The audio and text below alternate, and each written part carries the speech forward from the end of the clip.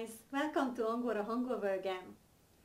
Have you managed to watch the previous videos about the real life phrases? Because this is the next episode, and if you would like to practice them, I would absolutely recommend to watch them once again and again to understand how they are used. Today I brought you some more phrases which will be in connection with some real life situations, obviously. But before we get started, let me just quickly remind you, as always, that these videos are made not only for beginners, but for intermediate and for advanced level students too. So would you like to see and hear the first phrase for today? It's going to be very simple. Here you are. Fingers crossed. Fingers crossed. This is our number one phrase for today. As you could see, I showed fingers crossed because literally it means when your fingers are crossed, like that. But actually it doesn't mean that, so it has an abstract meaning and it's very common to say in a real life situation. I brought you two examples to show how it could be used. Number one, imagine you will have an exam tomorrow and you're totally excited. You have some butterflies in your stomach, to use another idiom for that. So you're very excited, and even though you feel you learned a lot, you are not sure if you will manage to pass the exam. And then you will say, oh gosh, I hope I will manage to pass the exams. So fingers crossed. So this is one of the examples to see how it could be used. Another one, you plan a lovely holiday abroad with your husband or with your wife, but it's already autumn and you're not sure if the weather will be fine, but you are hoping about it and chatting about it. Okay, let's hope for the best, and you will say, fingers crossed the weather will be fine. This is how you can use it, so it's very simple. Let's see the second phrase for today. Have you ever heard this one? What a pity. What a pity. Actually, it means you feel sorry for something that hasn't happened or you haven't done before, and that's why you will say it. But let's see a real life situation with it. I will give you two examples again to show how it could be used. The first one is this one. Let's suppose you're invited to a wedding, but you are totally busy and you can't manage to go to the wedding. And then one of your friends who was at the wedding tells you, gosh, that wedding was awesome. It was really, really good. You should have been there. What a pity you didn't come. So you will feel a kind of regret that you couldn't go there. This is a good example to see how to use it. Another one. Let's suppose you visited London for a few days, but you didn't have a whole week to visit everything, just a few days, and of course you couldn't manage to visit all of the sites. And then you're talking to someone who visited London many, many times, and he asks you, have you tried the London Eye?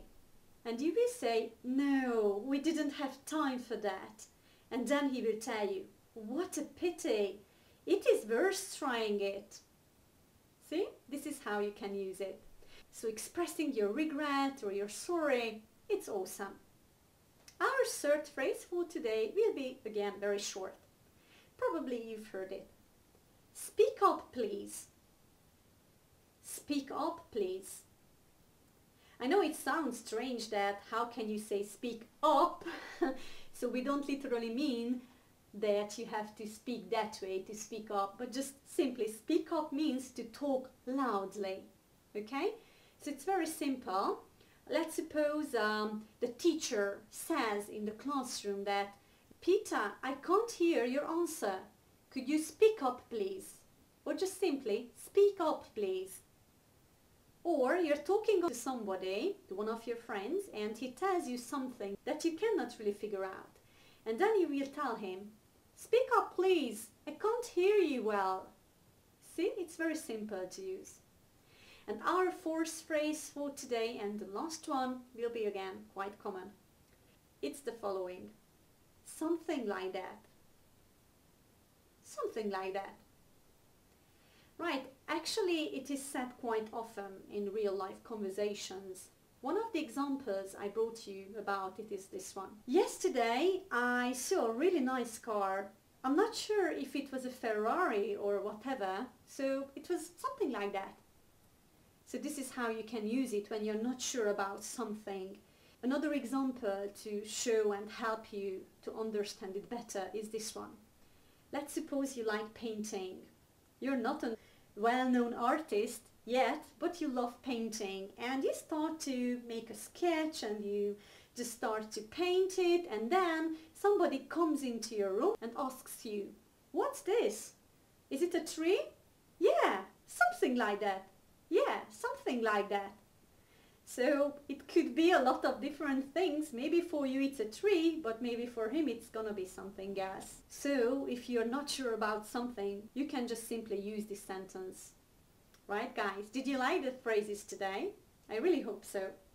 I'm sure it's better to understand them if we try to give a context for them. That's why I always try to collect some examples for you to show how they are used, basically. Now let's revise the phrases again as we always do. Please repeat them loudly. Number 1. Fingers crossed. What a pity. Speak up, please. Something like that. And that's it. If you have any questions about the phrases, don't hesitate to contact us. You can find our email address and our website below the videos, like always. If you like this video and I could tell you something, don't forget to give us a like or a thumb up. I would also remind you to subscribe to our channel if you haven't done it yet, and if you fancy receiving some more videos. If you wish to visit our Facebook page, you can also do that, and every single day we are posting some useful learning materials, and also you have a chance to practice English there because you get some questions that you can answer and do. You can also ask your own questions.